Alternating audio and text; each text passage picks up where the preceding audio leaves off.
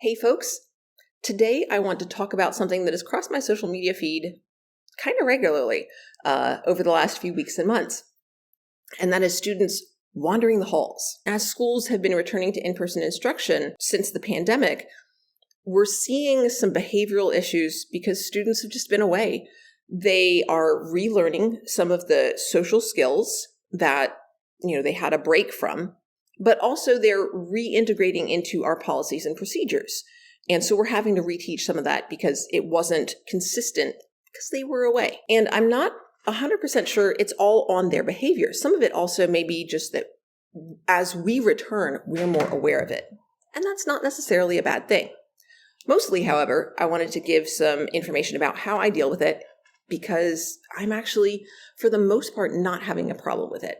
And hopefully it's because of the way I handle things. And if you want to use this, feel free. It works really well for me. And I hope if this isn't what works for you, that you find something that does. This is what I call my double pass log system. At the beginning of each term, I have students create a portfolio. This is a 9x12 envelope that I give them, and it will hold any hard copies of their assessments throughout the term.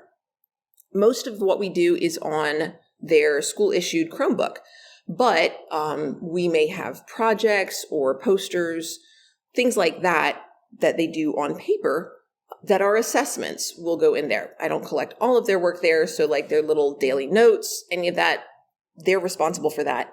But the assessments that are on paper that they have hard copies of, those go in the portfolio so that we can look back on it throughout the term. However, as they start the term, this will also include a number of worksheets that I give them, informational worksheets. So things like the syllabus. I also give them a printout of our state standards for the course that they're in, whether that's English 1, English 2, etc. And then also I give them their individual pass log. And that is going to look something like this. Now, this is a dummy copy that I have filled out. Susan Smith is my fake student name. I've never actually had a Susan, I think, in any of my classes, which is a little interesting. It has several sections. So the first one is just for restroom.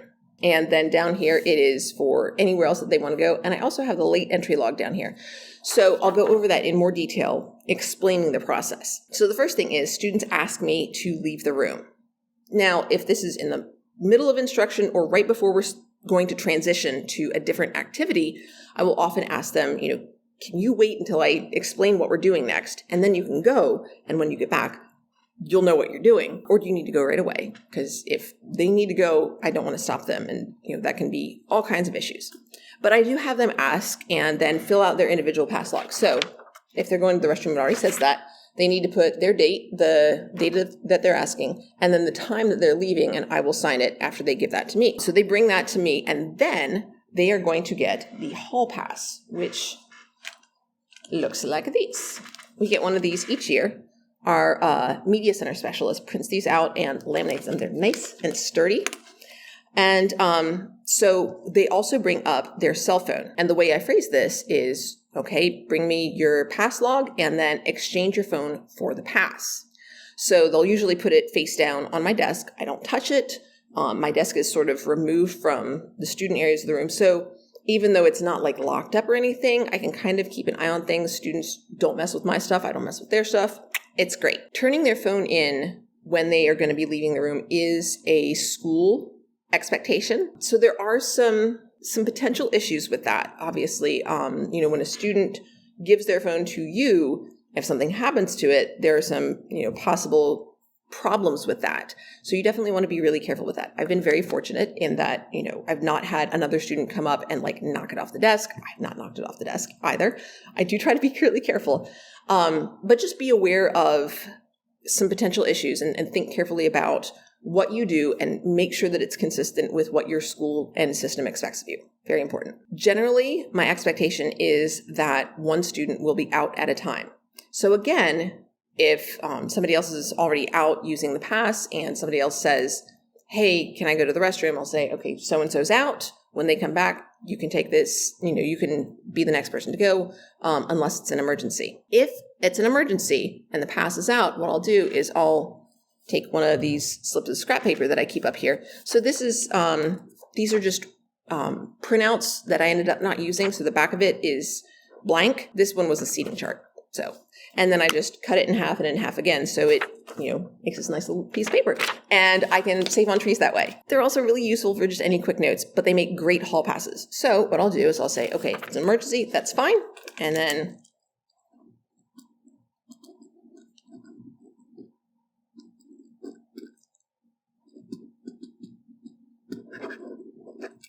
that's how long it takes. There we go. Sue Smith is given permission to go to the restroom on December 1st at 11:33, my signature. So they take that with them when they come back. That goes in the trash. I just killed a tree. Oh well. It was worth it to share my understanding with you. Then the other thing that I do is when I fill out that information on the class log, I put an E by their name, which gives me a great segue into the second part of the dual entry pass log, which is this. This is my version of the log. And so this is everybody who's out. I put in the student's name, the date, where they're going, when they left, and when they returned. So I fill this out. And so you can see this is a dummy log. You can see all of them have the last name Smith. That is not the case in my class. And you can also see Ethan here. I put an E.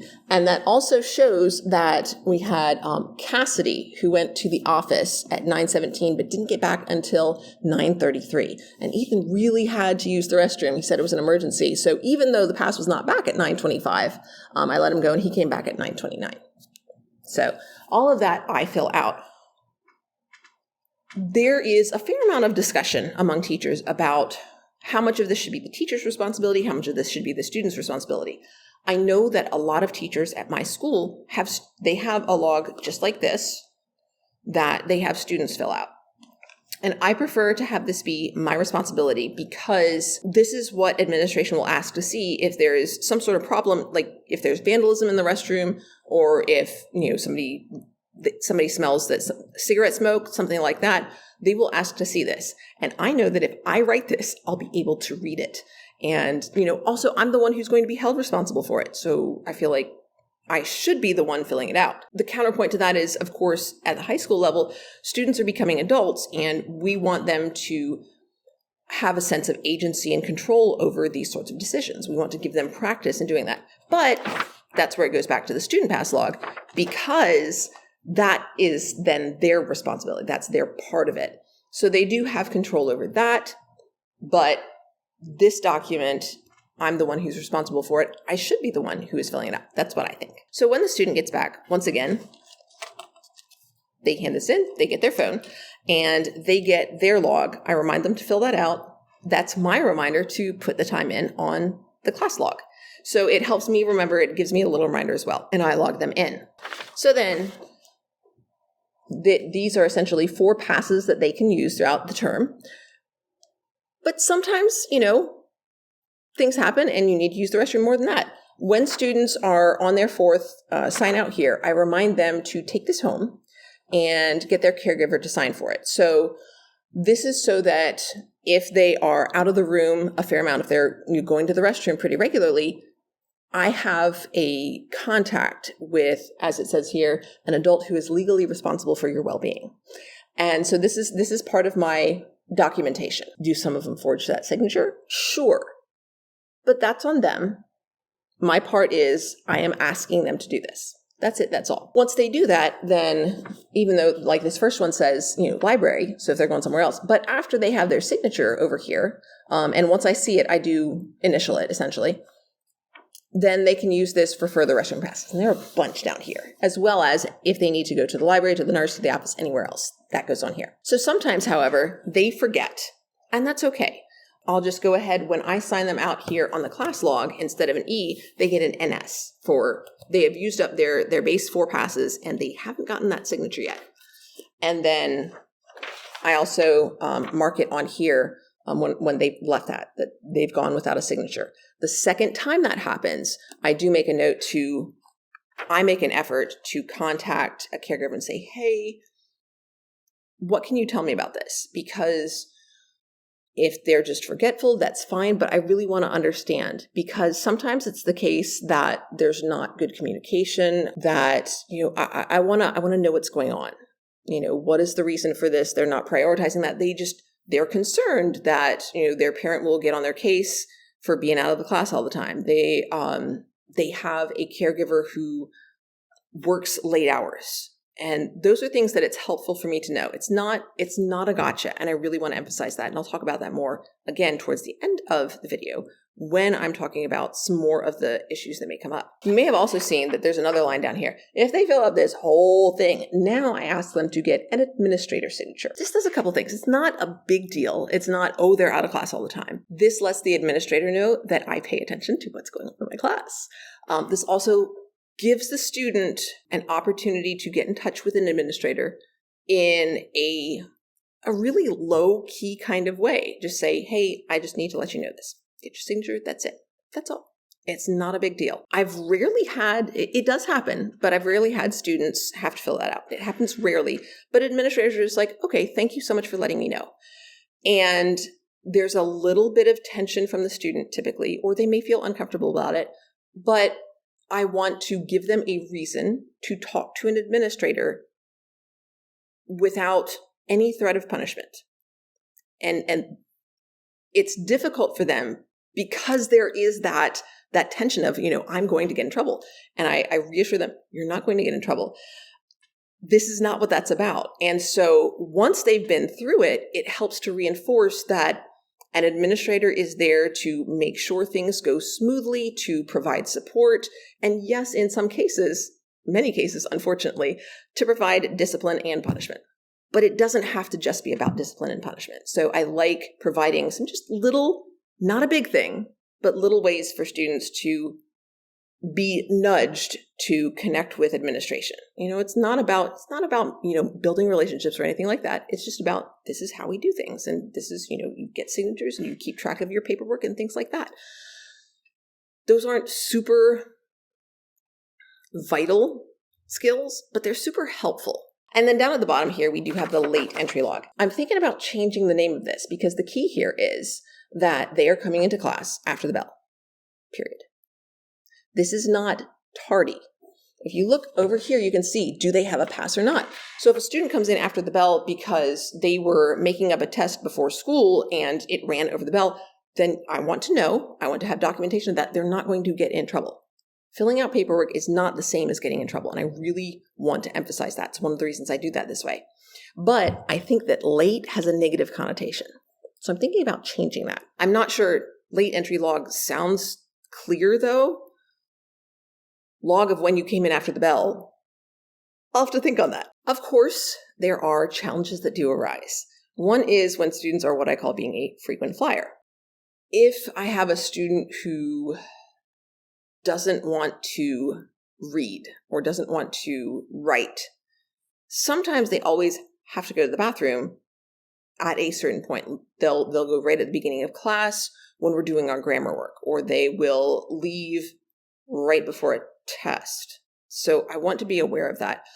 But if that's the case, this system helps me to have documentation. Essentially, if a student is out a lot, but they're making progress, I'm fine with that. And if a caregiver or if administration calls me onto the carpet, I can say, okay, look, I'm keeping track of when the student is out of the room, and I've kept you informed about when the student is out of the room. And here are the students' grades. Here are the students' assignment lists. I am comfortable with this student's participation in class. So it really covers my butt. Additionally, if there is a connection between the student is out of the room a lot and the student is missing a lot of work, that again provides me with information that I can provide to caregivers or to administrators if I'm saying, look, this is a concern of mine. Here's why it's a concern. So again, it's about documentation that I can use as information that supports. It's not just, I don't want to say it's not just my professional judgment, because it would be nice if everybody just respected my professional judgment. It's not the way the world works. So it's really helpful for me to have supporting documentation. Another issue is when the student just seems to disappear. When a student signs out and then does not return in a timely fashion. Quite often, other students will say, well, when's so-and-so going to get back? I got to go. And that is a reminder to me to be aware of how long a student has been out of the room. having taught for as long as I have, I kind of have that going in the back of my mind saying, okay, student's been gone for a little while. 5 minutes is usually I start to get nervous. But that's about my expectation. Usually I expect students to get back within 5 minutes. Sometimes it's 6 or 7, not a big deal. At 10 minutes, if they are not back, that's when I page the office. At our school, we don't have a phone system within the school. We don't have phones in every classroom. They're only in the workroom. But what we do have is we have essentially a panic button, a paging system. It is not panic. You will not get somebody running down the hall. We have a red button and a white button. The red button is, I need somebody now. This is a safety issue, is how I phrase it when I'm talking about it. The white button is just page the office. So I'll push the white button and they'll come over, they'll say, this is the office. And I'll say, this is Mrs. Cole in room 501. I had a student leave to use the restroom. And because I've got this handy dandy sheet, I can say, leave to use the restroom, give the destination at thus and such a time. And they're not back yet. And here's the key phrase. I wanted to make sure that everything's okay. So then the office usually says, all right, we'll look into it. This accomplishes a couple of things. First of all, no longer my issue. This problem has effectively been handed off to somebody else and I can go back and teach my class. And at this point, I will also write an emergency pass for anybody who's asked to go. This pass is no longer in use. It does count as an emergency, but that doesn't affect them at all. It's just my way of noting, yes, I see that these times overlap on my log and I'm okay with that. I paid attention to that. So class kind of goes on. It also lets the office know that I am paying attention to students being out of my classroom for an extended period of time. Additionally, it lets the other students know that I pay attention to when a student is out of the classroom for an extended period of time. But most significantly, it lets students know that I'm not immediately going to get on their case and assume that they are doing something bad. And students ask about that. They say, so-and-so in trouble. I'm like, I certainly hope not. But I tell them that one of the reasons I phrase it that way is because in the past, I've had students go to the restroom and then, they go and they throw up. And then they go, maybe they're still in there, or maybe they've gone from the restroom to the nurse, which would be sensible. You throw up, you go to the nurse. And I just don't know about it. Okay. And that's okay. I've actually had a student go to the restroom and pass out. And it wasn't until I paged and said, hey, the student hasn't come back, that the student was found passed out in the restroom. It's about student safety and it's about making sure that everything is okay. And sometimes the students actually skip in class. Maybe they didn't go to the restroom. They went and they left the building. The point is, I don't, and we shouldn't make that assumption right away. The first point should be, is the student okay? That's what we want to know. And honestly, let's think about it. If the student is, off smoking a cigarette or has just wandered out of my class, that student's not okay. For whatever reason, they're not valuing, their education. Presumably, I'm not doing a terrible job because the other students are all here. Something's not okay and we need to understand it. We have the opportunity to approach these problems in a non-judgmental, non-punitive way. And when other students see that, it changes the way that they think about us as well. So far, it's worked really, really well. Even students setting their phone down, I personally have not had a lot of pushback. I do have students who say, oh, I don't have, my parents took my phone up. I don't have it with me. Okay. I haven't had that happen in a long time. I actually did not write any examples on it. That would be another thing that would get an NP on my class log. Because if that student is lying to me, that is something that I need to deal with. If the student just does not want to turn in their phone and they keep it away, I'm fine with that. But if the student is lying to me and then I see them out on their phone, that's not okay. That sort of deception, I need to talk to the student about the deception. And I want to talk to the student about the phone, the reliance on it, that possible tension at the stress really at being asked to separate themselves from their phone.